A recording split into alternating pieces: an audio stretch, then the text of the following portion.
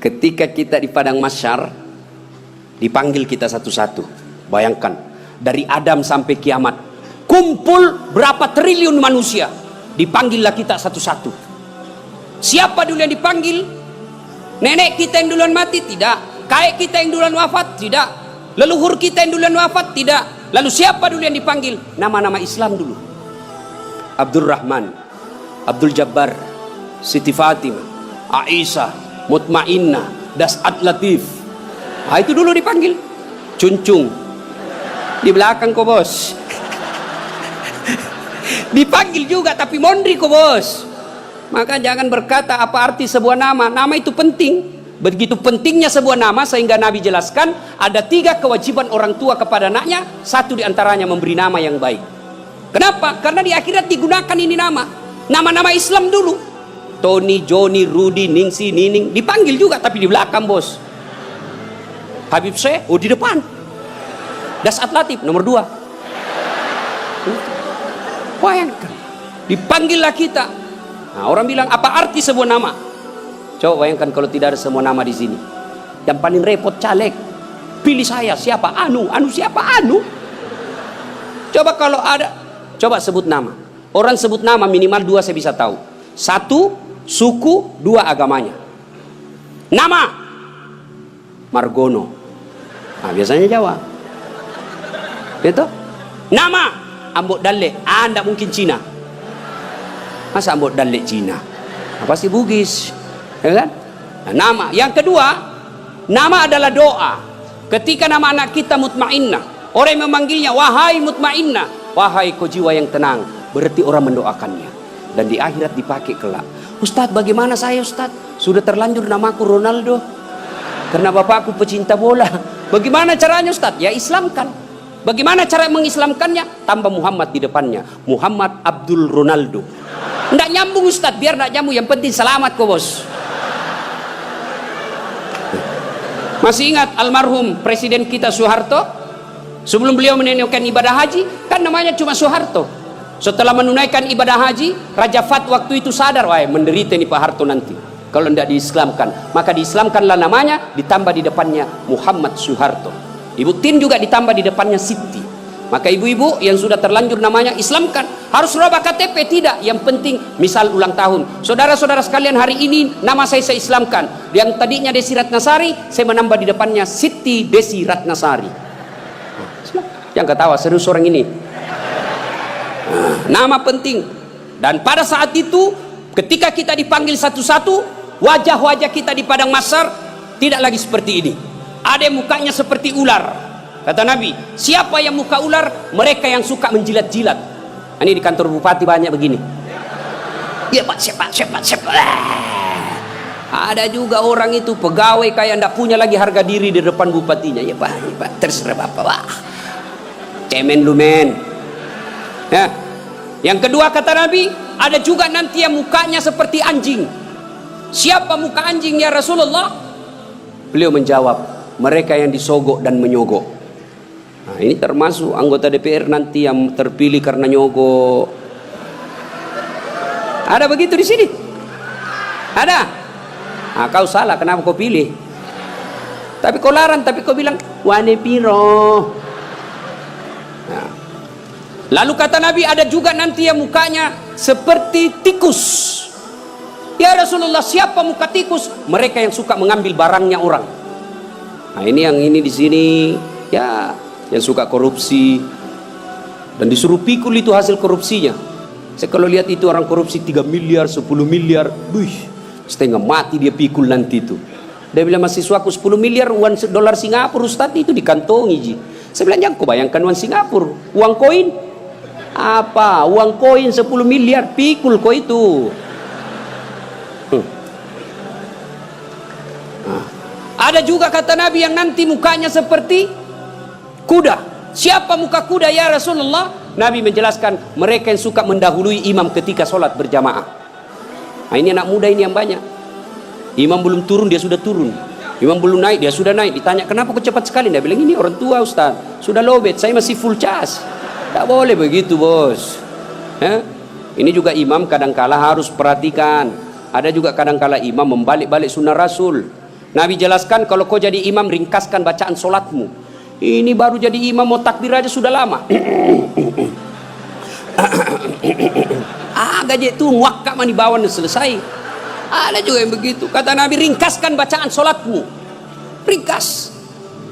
Yang kedua kata Nabi, bacalah yang umumnya orang hafal. Tujuannya apa? Satu, orang bisa husuk mengikuti kalau yang dia baca hafal. Coba kalau imamnya membaca kul huwallahu ahad, anak-anak juga ikut di belakang kul huwallahu ahad, karena dia hafal. Begitu imam membaca surah Al-Baqarah ayat 10 sampai 115, la haula wala quwwata illa billah, dia husuk dengan bacaannya, kita husuk dengan hayalan. Kita mau ikut, tidak dihafal, mau ruku, belum selesai, terpaksa kita baca semua itu di dinding. Keadaan keuangan masjid, pengeluaran, saldo, waduh, sudah dibaca satu tripleks, belum selesai bacaannya imam, dibaca lagi kalender Persatuan Guru Republik Indonesia cabang Kabupaten Tanah Bumbu. Selesai lagi, belum selesai imam, dibaca lagi bajunya orang caleg DPR RI nomor urut 7 dari Partai Nasdem.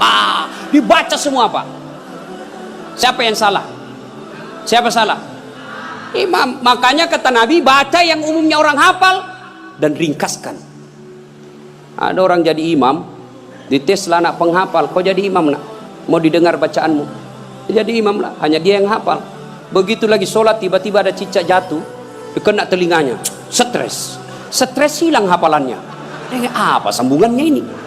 Oh, dia lupa betul, hening satu masjid. Tiba-tiba imam berkata, tolong bantu di belakang. Dia bilang di belakang, saya juga tidak tahu. Tiba-tiba berteriak, kalau begitu ya sudah, Allahu Akbar. Memangnya anggota DPR. Saya punya pengalaman ini Pak, waktu saya kecil di kampung SMP saya waktu itu, sholat asar lama sekali imam sujud. Kenapa lama betul ini imam sujud? Ada apa ini? Tiba-tiba ada kawan saya nakal, diangkat kepalanya, hilang imam. Ternyata yang ditunggu sudah keluar. Dia keluar dari pintu samping, kacau sholat. Selesai sholat ditanya, Pak Imam, kenapa kau tinggalkan kami? Dia bilang, saya kentut nak. Pak Imam, lain kali kalau kentut kasih bangkit dulu kepala supaya kami lihat kau keluar. Dia bilang, saya sengaja, malu saya kau lihat. Kacau sholat. Siapa yang salah? Siapa salah? Siapa salah? Imam. Makanya hati-hati milih imam. Ya, ada lagi kejadian ini waktu saya kuliah KKN. Belum jadi ustadz saya waktu itu. Ada kawan saya, dia pakai baju gamis. Wah, saya bilang pasti anak pesantren. Jadilah imam dia. Saya di belakang dua anak fakultas sastra. Begitu dia baca Al-Fatihah masih aman. Dia baca Al-Kafirun, dalam hati gue cari penyakit ini orang. Bener, dia baca tidak mau sampai. Wala antum abiduna ma a'bud wala ana abidu ma abattum wala antum abiduna ma a'bud wala ana abidu ma wala antum tak putar. Temanku jengkel ini ada sastra, dia kenapa itu tak putar-putar? Lah sudah ini juga saya pikir. Kacau sholat. Makanya kalau imam salah, kacau jamaah kita. Makanya hati-hati milih imam. Kata Nabi, milih imam itu tidak boleh sembarang. Jamaah makmum boleh, mulai dari orang waras sampai orang gila boleh jadi makmum. Mulai dari orang belum balik sampai dewasa boleh jadi makmum. Tapi imam tidak boleh. Kenapa? Salah imam, salah kalian. Jamaah 2020 Tanah Bumbu akan milih imam, bupati. Salah milih imam, salah kalian, menderita kalian di kabupaten ini. Maka hati-hati milih imam. Pun kita jadi makmum juga tidak boleh sembarang, harus ada etikanya. Jadi makmum kata Nabi, kalau kau ke masjid sikat gigi dulu, terutama kalau subuh. Bayangkan kalau kita tidak sholat, tidak sikat gigi, tidur semalaman, orang di samping kita balik kanan, kita balik kiri menguap, sampai meninggal dia ingatnya itu, busuk mulutnya itu. Sunnah sikat gigi. Apalagi kalau kau jadi makmum, jangan kau merasa kaulah yang paling soleh dalam masjid itu. Ada juga orang takbir itu kayak mau dia gigit kita punya telinga. Cool man. Baca Al-Fatihah kayak dia ada di telinga sampingnya. Pada cengi capu. Hanya ganggu ki. Ada lagi apa? Itu kaki. Kaki juga itu kadang-kala mengganggu. Kita kasih pindah, dikasih pindah lagi kakinya. Kasih pindah, dikasih pindah lagi. Saya jengkel, saya injak. Selesai salat, Ustaz, kenapa kau ganggu saya? Makanya adik-adik, kalau mau saya tanya, kenapa kau kasih pindah-pindah kakimu? Kau ganggu saya? Dia bilang supaya rapat saf. Bos, sini. Kalau mau rapat safmu bukan jari-jari kaki yang kau tempel, tapi apa? Bahumu atau siku. Kalau siku rapat, pasti saf rapat. Tidak ada orang sholat begini. Tapi kalau kakimu rapat, safmu longgar. Iya. Ada lagi selesai sholat yang paling menjengkelkan itu. Selesai sholat dia ambil saf paling depan, belakangnya imam. Begitu assalamualaikum, assalamualaikum, langsung lompat. Mau lihat, tidak jabat tangan, tidak langkai orang, itu kurang adab kalian. Kalau kalian tidak mau doa bersama, tidak mau jabat tangan selesai sholat, ya sudah di belakang kau duduk, supaya kau tidak ganggu orang. Ingat adik-adik sekalian ini yang baru belajar agama, puncak dari semua ilmu adab. Rasulullah ditanya, ya Rasulullah, untuk apa Rasul diutus ke muka bumi? Mencerdaskan kehidupan bangsa? Bukan. Mengangkat harkat dan martabat? Bukan. Apa? Liutammima makarimal akhlak, memperbaiki akhlak manusia. Ini kita berbeda mazhab, saling mengkafirkan, saling menghina. Zaman sekarang aja ini kita ribut-ribut sesama muslim. Dulu tahun 90-an kita kalau sholat subuh Allahu Akbar, di samping kita tidak kunut, dalam hati saja, oh Muhammadiyah, selesai. Allahu Akbar, tidak kunut, Muhammadiyah berarti ini. Itu aja dia. Sekarang saya pun dimaki-maki di Facebook. Apa kau Ustaz, bicara-bicara sunnah, baru kau tidak pelihara sunnah? Kenapa kau tuduh saya tidak pelihara sunnah? Buktinya kau tidak pelihara jenggot. Ya mau diapa kalau tidak mau tumbuh? Saya sudah kasih minyak, tidak tumbuh-tumbuh. Malah marah istri saya, ini Ustaz kasih kotor-kotor bantal, kasih minyak nih Bu. Ya. Nah saudara-saudara sekalian, ini golongan, maka sebelum wafat minta maaflah orang-orang yang pernah kita sakiti. Kalau ada berkaitan dengan barang, kembalikan. Ibu-ibu yang pernah ngambil sendoknya orang ketika pengantin, kasih kembali. Karena ada juga itu ibu-ibu Columbus. Tahu Columbus? Kelompok ibu-ibu pembungkus. Kalau ada pengantin dia bungkus semua kuah. Yang ketiga, penyesalan kata Nabi, yaitu mereka yang tidak menjawab salat, azan salat ketika azan berkumandang. Puasa, haji, zakat, sedekah, semuanya akan sia-sia ketika tidak mendirikan sholat. Adik-adik, kalian tidak usah malu kalau kalian tidak jadi pegawai negeri. Ibu-ibu, kalian tidak usah cemas dan merasa malu kalau sampai sekarang ini masih ngontrak-ngontrak rumah. Tapi malu dan cemaslah ketika sudah dewasa seperti ini belum mendirikan sholat dengan sebaik-baiknya. Kalau sholat kita insya Allah baik, maka hidup kita akan diperbaiki oleh Allah Subhanahu wa Ta'ala. Kalau sholat kita bagus, Allah yang akan menyelesaikan semuanya. Di dunia ini tidak ada orang tidak punya masalah. Semua kita punya masalah, pasti. Jangankan kita, Nabi ada masalahnya. Malah di ibu-ibu yang tanya, Ustadz, bolehkah orang sholat itu tidak pakai BH?